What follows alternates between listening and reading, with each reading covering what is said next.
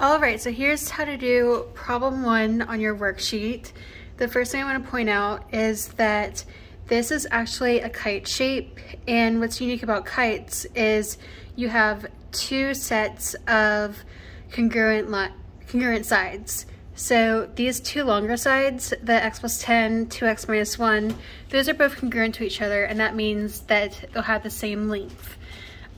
Similarly, these two, the shorter lines, are also congruent, and because this 15.5 is a constant, you also know that this line right here is going to be 15.5 because once again it's congruent. So our problem here is we're trying to solve for x so we can figure out what the length of both of these sides are at the end. So in order to do that, because I know that x plus 10 and 2x minus 1 are equal to each other, we're going to go down here and set them equal to each other. So we have x plus 10, and that will equal 2x minus 1. And at this point you just have an algebra problem where you're trying to figure out what x is. So I'm going to subtract x from both sides. That'll give me 10 equals x minus 1. And then to get x by itself, we now add 1 to both sides. And we get 11 equals x. So this will be the final answer of your problem, but we can actually check it by plugging 11 into both x plus 10 and 2x minus 1.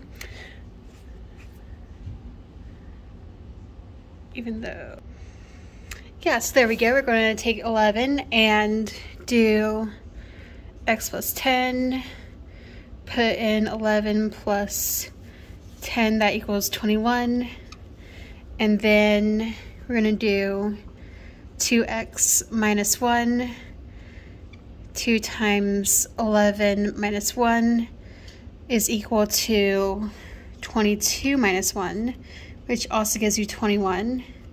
So because 21 is equal to 21, you know that 11 equals x works for your answer. So for the rest of the problems on your worksheet, look for your two lines that have an x variable, and if they're both the long side that the x is on, which looking at your worksheet they all should be, just set them equal to each other and then solve for x.